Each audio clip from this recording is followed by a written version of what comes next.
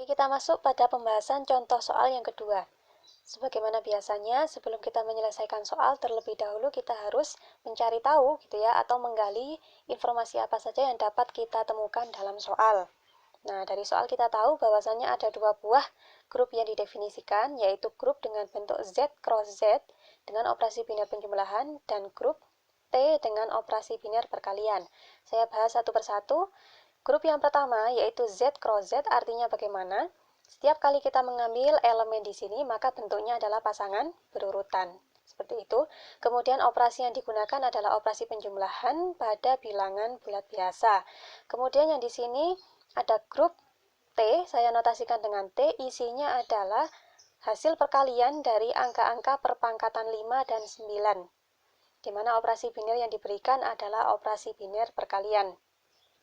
Hasil perkalian dari perpangkatan 5 dan 9 itu seperti apa? Bentuknya seperti ini.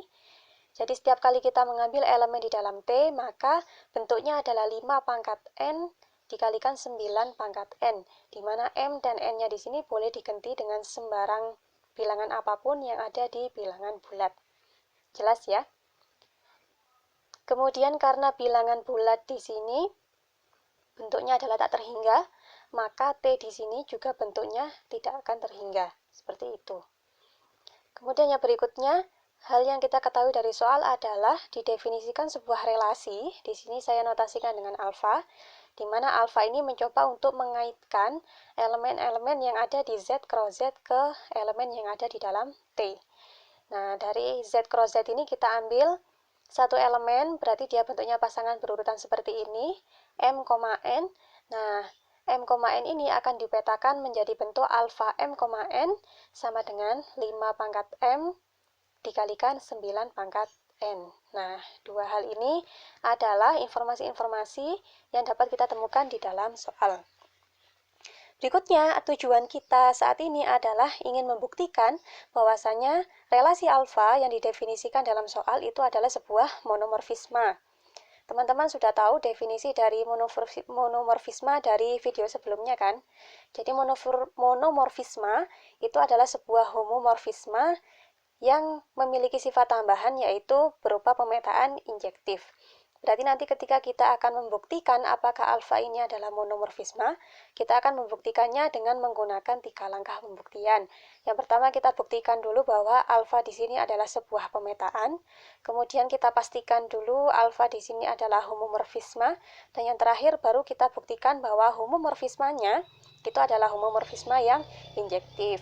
Jika 3 langkah tersebut dipenuhi, maka dapat kita simpulkan bahwa alfa di sini adalah sebuah monomorfisme. Oke, kita masuk ke langkah yang pertama, di mana pada langkah pertama ini akan kita buktikan bahwasanya alfanya adalah sebuah pemetaan. Teman-teman sudah tahu kan bahwasanya langkah untuk membuktikan pemetaan ini akan dipecah lagi menjadi 2 buah langkah. Yang pertama harus kita buktikan bahwasanya alfanya ini tertutup di dalam T. Kemudian yang kedua akan kita buktikan bahwasanya alfa di sini memenuhi implikasi dari pemetaan. Oke, saya tuliskan di sini ya. Jadi untuk membuktikan apakah benar alfa di sini adalah sebuah pemetaan, maka ada 2 hal yang harus kita buktikan. Yang pertama harus kita buktikan bahwasanya alfanya tertutup.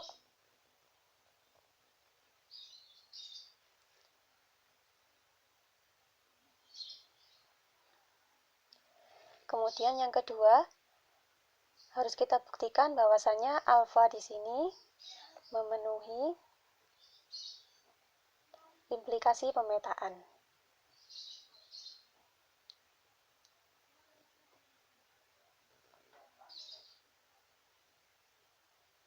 Oke, sekarang kita ke langkah yang pertama. Akan kita buktikan bahwasanya alfa di sini tertutup. Nah, untuk memastikan apakah alfa tertutup di dalam codomain, kita lihat hasil dari pemetaannya.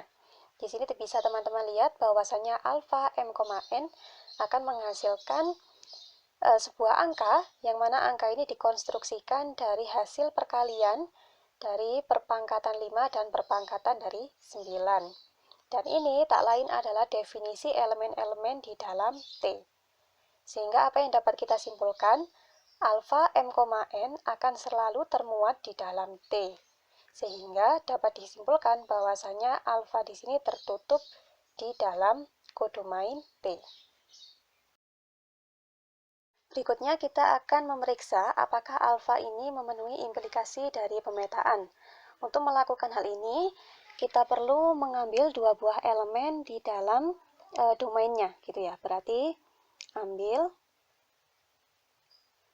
karena di sini bentuknya adalah pasangan berurutan, berarti M1, N1 ini terhitung sebagai satu elemen, gitu ya. Kita perlu mengambil dua elemen, berarti kita ambil lagi M2, N2 ini elemen di dalam Z cross Z. Z cross Z. Dengan kondisinya M1, N1 sama dengan M2, N2. Dari sini teman-teman bisa menyimpulkan bahwasanya M1 akan bernilai sama dengan M2, gitu ya, dan N1 akan bernilai sama dengan N2. Artinya M1 akan sama dengan M2 dan N1 akan sama dengan N2. Berikutnya, perhatikan bahwa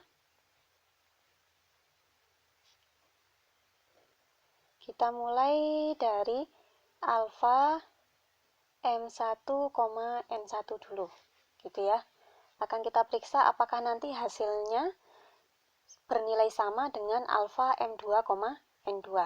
Sekarang perhatikan, alfa M1, N1 nanti akan dihasilkan nilai 5 pangkat M1 dikalikan 9 pangkat N1. Seperti itu ya.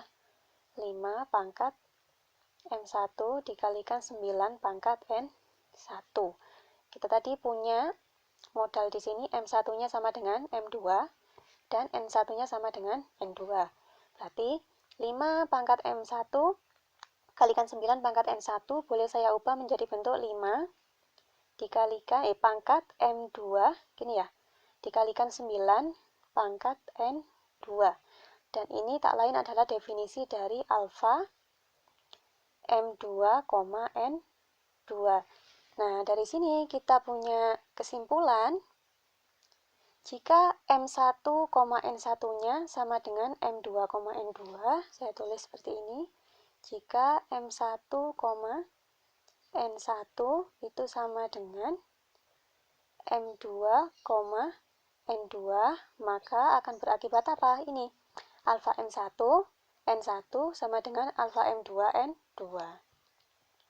Alfa M1, N1 akan bernilai sama dengan alfa M2, N2. Nah, tadi kita punya di sini dia tertutup, ya, alfanya tertutup di dalam T. Kemudian yang berikutnya kita bisa simpulkan di sini bahwasanya alfanya memenuhi implikasi pemetaan. Maka kesimpulan terakhirnya alfa adalah pemetaan. Nah, langkah pembuktian untuk yang pertama sudah selesai. Kita masuk pada langkah pembuktian yang kedua. Pada langkah pembuktian yang kedua ini akan kita buktikan bahwasanya alfa adalah sebuah homomorfisme. Teman-teman sudah tahu definisi dari homomorfisme kan ya? Yang pertama, alfanya harus sudah berbentuk pemetaan dan di sini sudah dipenuhi.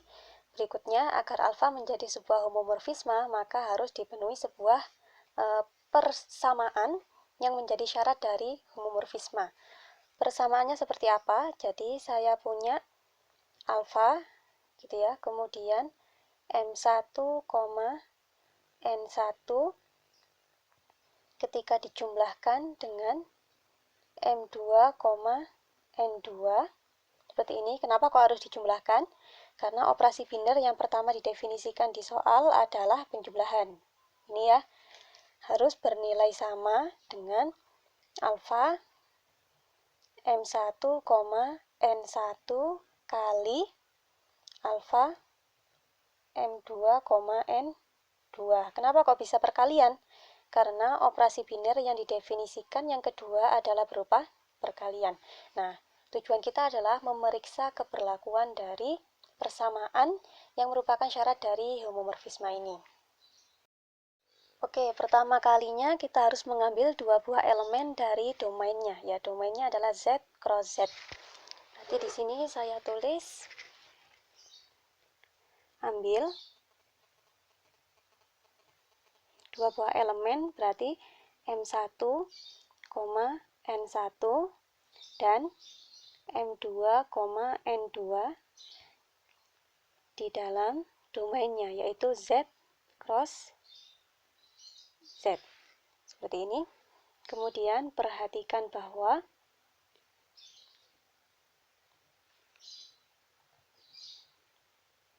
kita mulai dari yang ruas sebelah kiri. Alfa M1, N1 dijumlahkan dengan M2, N2. Nah, kita mulai dari sini dulu. Alfa M1, N1 ditambah M2, N2, ini tak lain artinya adalah alfa M1 ditambah M2, seperti ini, N1 ditambah N2. Nah, seperti ini.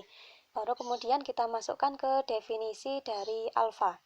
Definisi dari alfa tadi seperti apa? Seperti ini ya.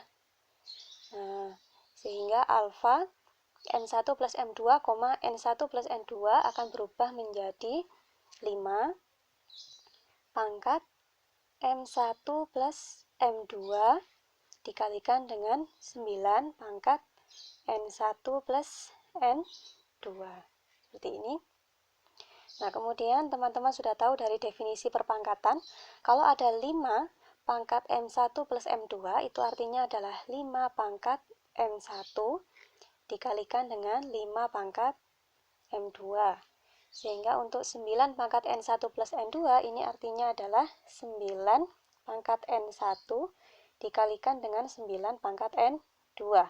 Karena kita masih berbicara di kisaran bilangan bulat, ya, perpangkatan bilangan bulat, maka operasi perkaliannya kan di sini bersifat komutatif, sehingga boleh kita bolak-balik. Nah, dari sini saya kelompokkan 5 pangkat M1, saya kalikan dulu dengan 9 pangkat N1. Kemudian saya kalikan dengan 5 pangkat M2 dengan 9 pangkat N2. Ini tak lain adalah definisi dari alfa M1, N1. Operasi binarnya tadi yang kedua, perkalian. Kemudian definisi lain dari 5 pangkat M2 kali 9 pangkat N2 itu adalah alfa M2, N2. Nah, sehingga kesimpulannya adalah kita peroleh sebuah persamaan alfa M1, N1 plus M2, N2 akan bernilai sama dengan alfa M1, N1 dikalikan dengan alfa M2, N2. Kita tadi yang pertama punya alfanya pemetaan. Yang kedua ternyata alfa memenuhi persamaan dari syarat homomorfisme.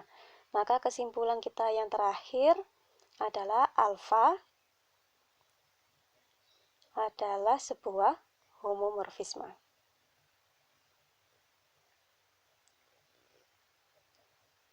Nah, pembuktian untuk langkah yang kedua sudah selesai. Oke, kita masuk ke pembuktian yang ketiga ya. Langkah yang ketiga di sini akan dibuktikan apakah alfanya ini adalah sebuah homomorfisme yang injektif. Untuk itu kita perlu mengambil dua buah elemen dari domainnya, yaitu M1, N1 dan M2, N2. Dengan kondisi yang seperti apa?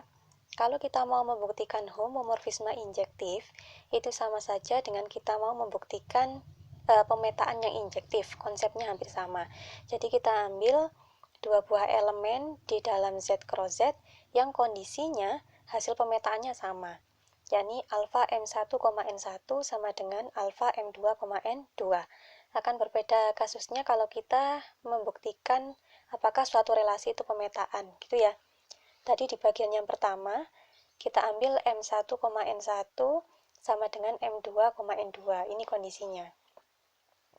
Tapi kalau untuk membuktikan homomorfisme injektif, kondisi yang harus dipenuhi adalah alfa M1, N1 harus sama dengan alfa M2, N2. Nah, sekarang teman-teman perhatikan, kita punya persamaan ini. Saya tuliskan lagi ya, seperti ini. Dari alfa M1, N1 berdasarkan definisi akan diperoleh M pangkat M1 dikalikan 9 pangkat N1. Di ruas sebelah kanan juga seperti itu, akan diperoleh 5 pangkat M2 dikalikan dengan 9 pangkat N2, seperti ini. Nah, sekarang kita akan memastikan apakah benar bahwasanya M1 sama dengan M2 gitu ya, dan N1 di sini sama dengan N2. Karena 5 dan 9 di sini saling prima, sekali lagi saya ulangi, karena 5 dan 9 di sini saling prima atau FPB-nya sama dengan 1, maka dapat kita pastikan bahwasanya M1 akan bernilai sama dengan M2 dan N1 akan bernilai sama dengan N2. Saya tulis ya. Karena 5 dan 9 saling prima,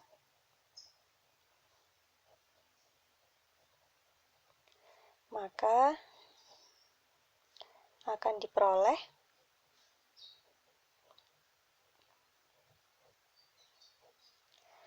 nilai dari M1 sama dengan M2 dan N1 sama dengan N2. Artinya, karena M1 sama dengan M2 dan N1 sama dengan N2, maka M1, N1 akan sama dengan M2, N2. Nah, dari sini kita peroleh implikasi alfa M1, N1 jika alfa M1, N1 sama dengan alfa M2, N2, maka akan berakibat M1, N1-nya akan bernilai sama dengan M2, N2.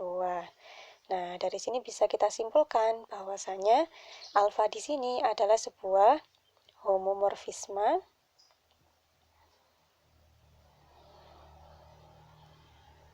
yang injektif.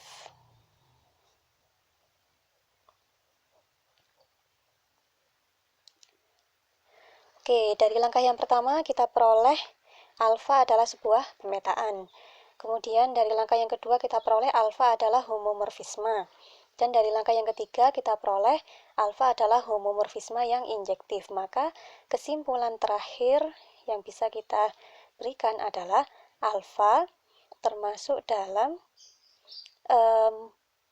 monomorfisme.